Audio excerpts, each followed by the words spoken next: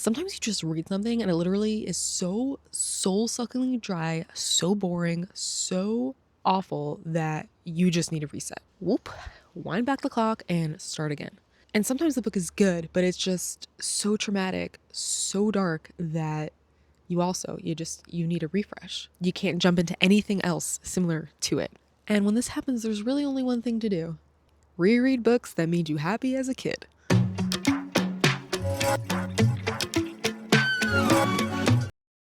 Welcome back to my channel. I'm Sherry. I love reading books and I borrow them from the library because that is the only way I can read the amount of books I actually want to read while not going bankrupt. So this is Borrowed Books. Thank you for joining me today. I have recently been in a bit of a rut with reading, unfortunately. I just got into a couple of duds and I was like, well, I don't want to read something that's going to suck. Like I just can't read something that's going to be bad. I don't have the mental energy or the patience. So, what did I do? I just went to the books I knew would make me feel good. I just want that satisfied feeling. You know, like when you close a book and everything just clicks, like you're just happy, you're content. You're like, "Yes, this is what it's supposed to be like." You you feel good. You feel good. And also you're not hanging. Like there's not a massive cliffhanger with a 2-year wait for the next book. I want that back, but I want it guaranteed. So I'm going back to the books that I've been obsessed with as a kid. I want that childhood whimsy of a story.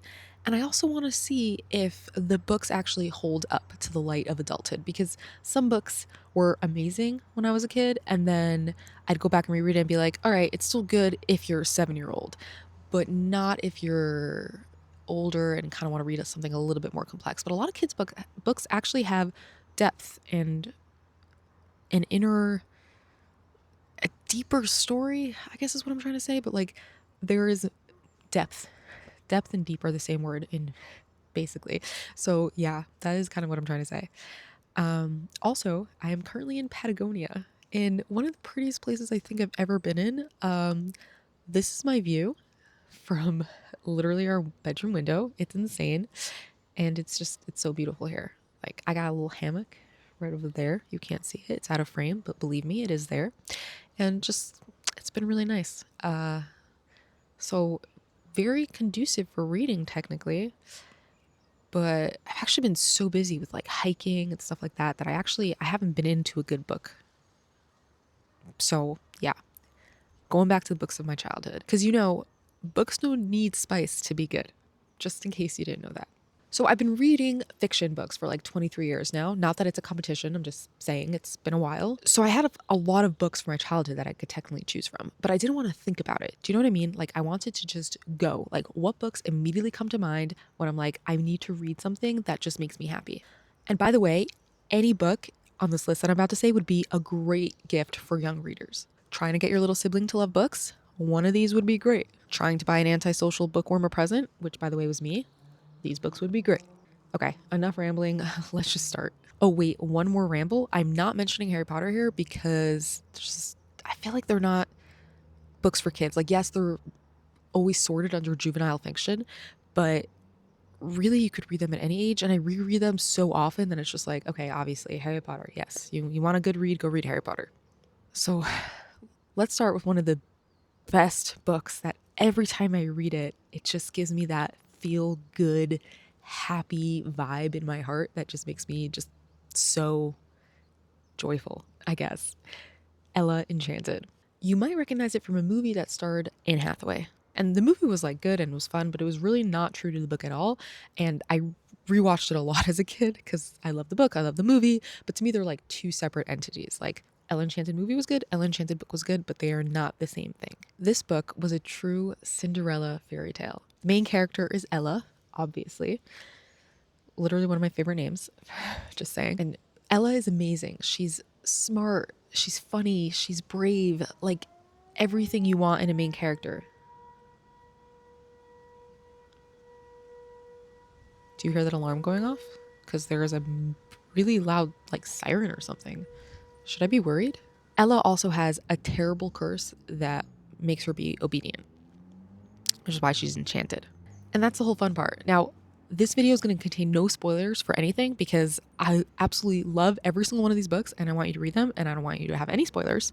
So I'll just say there's like a ton of elements of the original Cinderella story. There's like evil stepmom and stepsisters, fairy godmother, glass slippers. But the story is amazing. The characters are just wonderful. And there's a fantastic quest that I've never forgotten. It like just lives in my head rent free all the time. So check it out if you love remade fairy tales. I'm obsessed with remade fairy tales. I used to read them all the time, but now this is the one that just like is always top of mind. It's like one of the best ever. On to the next. Oh, by the way, most of these books are fantasy because that was what I was obsessed with as a kid. And I'm actually still obsessed now with fantasy. I guess I've just never changed. My reading tastes have basically stayed the same. I mean, no, I've read a lot of different genres and stuff, but like, I still just love me some good old fantasy. Escapism. That is the name of the game. The next book I read so many times because we actually owned it. We didn't have a large home library. I used my local library for a majority of my reads, but every so often we'd end up buying a book and then I would just reread that like over and over and over again because it was there. So if I ever ran out of a book, oh my God, the siren's freaking back. I'm supposed to be in this peaceful, idyllic Patagonia space retreat thing, and there's just this super loud siren. But this book was so good. I still remember holding it in my hands. Like, it was a hardcover and it was beautiful and it was blue. And it was the reason I wanted to go to Venice and the reason I cried the first time I went to Piazza San Marco, The Thief Lord. I just got chills. This was also a movie, although I only watched it like 1 or 2 times. I remember it a lot less. I wasn't like super into it as a kid. I don't remember it being bad. I just don't remember watching it more than like, so my brain actually remembers it. So yeah, maybe I would check that out again. But The Thief Lord is such a magical read. It starts out, as is very typical for children's books for some reason, but with 2 orphan brothers who are running away to Venice. I don't know what to say without spoiling it. There's a group of misfits, a detective, a pet tortoise. Tortoise? A pet tortoise. However you pronounce that word. But I cannot recommend this book enough. I was worried actually that it wouldn't stand the test of time. Like, I remember loving it so much. And then when I went to Italy last year, I was like, I need to reread this book before I go. And so I did. And it was still everything I remember it being. After you read the book, watch the movie and then let me know if I should watch it, because I'm getting really curious. Like, was it a good movie? God, I cannot remember. But I feel like Aaron Johnson was in it and I was obsessed with him as a kid. Now I need to look that up. So yeah, The Thief Lord. All right. On to the next one. This one I actually just finished the second book last week. And while I said like, okay, all of these books are like most of them, or the ones I just said, were standalones. Like Elle Enchanted, you read by itself, you're done. The Thief Lord, you read by yourself, like you read it by itself, you're done. This book, you could read it by itself, but it also has 4 books after it. I only read the first 2 actually, because that's what I owned as a kid, the first and second of this series. I didn't even know if the rest of the books were out. I just realized recently when I went back to read it that there were actually 3 more books. So that was cool, but you could read the first one by itself. Like, it stands alone on its own 2 little spine legs, on its spine, book spine. I'm trying to say legs in a funnier way, but whatever. It stands by itself really well. So it's also like a classic rewritten fairy tale. If you could really call it a fairy tale. I mean, there's a bit of like a, debate on what is actually constituted a fairy tale. Apparently, the true definition of fairy tale is like an oral story passed down for generations, and this was actually based on a book. But it's based off Peter Pan. And I would kind of call Peter Pan a fairy tale personally. And this book is the origin of how Peter Pan and Neverland came to be. It's called Peter and the Starcatchers. I owned these also.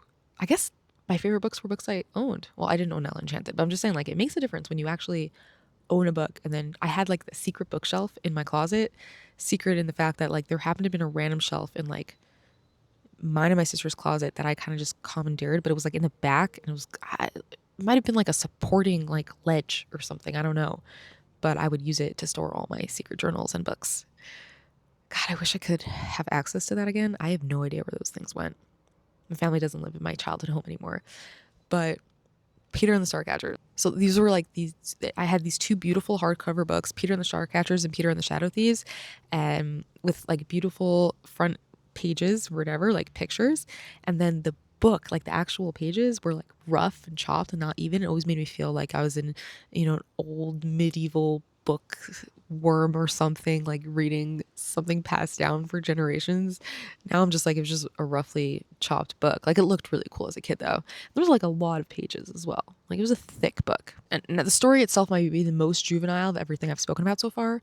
But since I literally just read it last week, I can tell you, yes, it stands the test of time. It does hold up to adult eyes. The main character might be a young boy of indeterminate age, but it really does transport you back to that feeling of just being young and like invincible. Like you could do anything, and like all adults are just silly.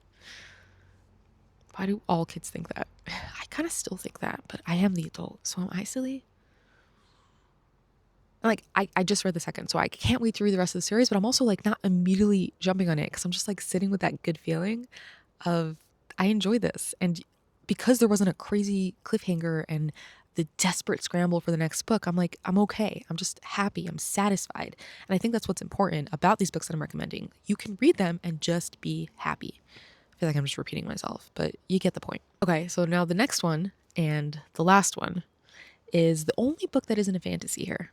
But I think it holds its own as like a whimsical coming of age story novel. It's also a movie, and I feel like the movie actually might be more popular than the book. I'm not sure, but you might recognize it. In fact, you might even not have known that it was a book. The Princess Diaries, starring Anne Hathaway. Isn't it kind of funny that two of these both starred Anne Hathaway? I mean, I think she's a pretty great actress with very good range. And these both were filmed like when she was way younger in the early 2000s. So just kind of the same Anne Hathaway, you know? But the books are nothing like it. Like the movies are actually, I love the movies. I love them so much. I watch the movies like way before I watch the books. You don't watch books, you read books. But I actually read the books because I love the movies. And then I was like, oh, these are nothing like each other. So again, they exist kind of separately in my head of like the movies are amazing and the books are just funny and hilarious and very much what you're looking for when you just kind of want a good giggle, you know? So what is The Princess Diaries about, in case you didn't know? An awkward and unpopular teenager finds out that she is royalty. And you can imagine the shenanigans that she gets up to then. It's written entirely from the perspective of her diaries, which I love. Like I've actually been toying with the idea of writing my own book of just totally based off diary entries because it's like a different vibe and it's fun and it's intimate and you see the world differently because while you can read a book in first person point of view, there's still always this element of like you're above it, right? Like yeah, it's from their mind, but like you're not in it. But then a diary entry is like, wow, you're just getting their real thoughts and feelings. So I like that. But that's what she does. It's honestly such a fun read. It's like stories of falling in love with boys and trying to navigate royalty and like things that and her new responsibilities as a princess and how to figure out how to live in the spotlight, which she always messes up constantly. And she's also like obsessed with doing good, like real 15-year-old who's like, I could save the world. So like when she gets in the spotlight, she's like just always doing things she's not supposed to do. So these are like a ton of books. They're written by Meg Cabot. It's funny because I didn't actually say any of the authors for any of this, but Meg Cabot is somebody that I read a ton as a kid. Like she has so many good books, which is funny. Thief, Lord, Cornelia Funk I also read a lot, and Gayla Carson Levine also. So like all these authors are actually really good, except Peter Starcatcher is just I don't know what else that dude wrote, but yeah, like when you find a good author and you kind of just you jump on everything they write and all of it's good, you're like, yes, I love you. You're amazing. But these books, yeah, there's like 13 of them. I don't know. And it's like, you know, Princess in Waiting, Princess in Pink, and they're all called different things and they're short stories. And there's just a bunch of different things about what's happening in Mia's life. That's her name, Mia. Also a beautiful name. Love it. I have a cousin named Mia. So yeah, it's not a fantasy, but come on, like it's a fake country that a girl discovers she's princess of. It kind of feels like a fantasy, right? So that I read recently also, and I was like, yeah, still fun. Still like, you know, coming of age, like I said, so like little kid, whatever, but enjoyable and fun. And not every book I read, I want it to be so dark and heavy and sticky. It's getting sticky, sticky, sticky. But does that make sense? Like it just feels like sometimes books just hold you down in this funk, and I don't want to be in a bad funk. Funk's usually a bad thing, right? I guess unless it's funky. But yeah, so I would recommend this. And I also feel like I need to come on here and recommend more books that people might not be reading because I don't want to fall into the trap of, well, what's everyone reading? What's everyone obsessed with? What are the most popular books? And let me only talk about those books, because that's where you become someone that you aren't. Do you know what I mean? Like, I don't want BookTube to change me, but that's another video for another day. If you read any of these, please let me know. If you like this video, give it a thumbs up. And also, if you read any of these books, give me a thumbs up and let me know in the comments, you know? Put, I always like seeing this. It was like a thing. People would be like, if you watch to the end, put a pumpkin in the thing. And then it's like, oh, okay, like that's fun. And it just feels like more intimate. So I don't know if anyone's watching to the end, but if you read any of these books, put a crown in the comments. And if you watch to the end, put a crown in the comments, because I feel like crowns, fantasy, whatever, princess, that was the last book I spoke about. You know, Ellen Enchanted was also like fairy tale princess vibes. So yeah, a crown. I like that.